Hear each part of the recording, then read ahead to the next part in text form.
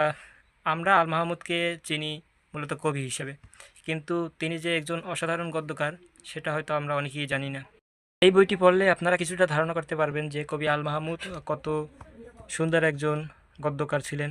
তার উপস্থাপনা শৈলী অসাধারণ। বইটিতে প্রথমে কবির পূর্বপুরুষদের বর্ণনা দেওয়া হয়েছে। কবির নানা ছিলেন ব্রাহ্মণবাড়িয়ার বিশিষ্ট একজন ব্যবসায়ী, এবং দাদা ছিলেন কবি যিনি জারিগান লিখতেন। এছাড়াও তার দাদা লাঠি খেলায় বেশ পারদর্শী ছিলেন। তাদের বাড়িতে আলকি নামে একজন কাজের মেয়ে ছিল, যে শিশু আল মাহমুদকে বিভিন্ন সময় ঘুরতে নিয়ে যেত, বিভিন্ন জিনিসের সাথে পরিচয় করিয়ে দিত। এক সময় আলকি তাদের বাড়ি ছেড়ে চলে যায়, তখন কবি অনেক কষ্ট পায়। এই ঘটনাকে এমনভাবে উপস্থাপন করা হয়েছে, আমার চোখে পানি এসে গেছে। এমনকি আমি বলতে পারি আপনারা পড়লে আপনাদের চোখ থেকেও পানি চলে আসবে। কবি সাহিত্যিকেরা অন্যের কষ্টকে, অন্যের দুঃখকে নিজের মধ্যে লালন করতে পারে, এবং ওই হিসাবেই তারা সাহিত্য রচনা করেন। মাধ্যমিকে উঠে কবির একাডেমিক পড়াশোনার প্রতি এক প্রকার দূরত্ব সৃষ্টি হয়, এবং তিনি একাডেমিক বই বাদে গল্প, থ্রিলার এসব পড়তেন। মাহমুদের বাড়ি ছিল রেলওয়ে স্টেশনের পাশে।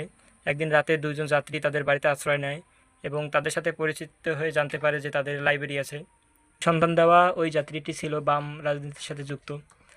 যখন ওই লাইব্রেরিতে গিয়ে কবি বই পড়তেন, এবং তার কিছু কিছু প্রভাব তার পরিবার, তার পিতামাতা যখন দেখতে পারলেন, তখন তার বাবা অনেক আফসোস করতেন, অনেক চিন্তিত থাকতেন যে আমাদের এরকম একটা ইসলামিক পরিবারের ছেলে নাস্তিক হয়ে যাবে। আমাদের এই পরিবার থেকে কত আলেম, কত সমাজ সংস্কারক বের হয়েছে, বা আমাদের উত্তরসূরি ছিল, তাদের ঘর থেকে একজন নাস্তিক হবে, এ নিয়ে অনেক চিন্তিত ছিল। এই বইয়ের অন্যতম বৈশিষ্ট্য হলো কল্পনা এবং বাস্তবতার মিশ্রণ। বিশেষ করে তার চাচির চরিত্রটি গ্রামীণ সহজ সরল জীবনের প্রতিচ্ছবি হিসেবে উঠে আসছে। এই গ্রাম্য বিচার সালিশ এবং হাঁস মুরগি পালনের গল্প। অন্যদিকে শহরের জীবন, ব্যবসা বাণিজ্যের জটিলতা এবং আধুনিকতার প্রতি আগ্রহ প্রকাশ পেয়েছে। এখন বইটি কারা পড়তে পারবেন? আমি বলবো, যেহেতু বায়োগ্রাফি এবং কবি আল মাহমুদের লেখা অত্যন্ত সহজ সাবলীলভাবে উপস্থাপন করা, ছোট থেকে বড় সবাই পড়তে পারবেন বইটি। বিশেষ করে যারা লেখালেখি করছেন, নবীন প্রবীণ, তারা বইটি অবশ্যই পড়বেন।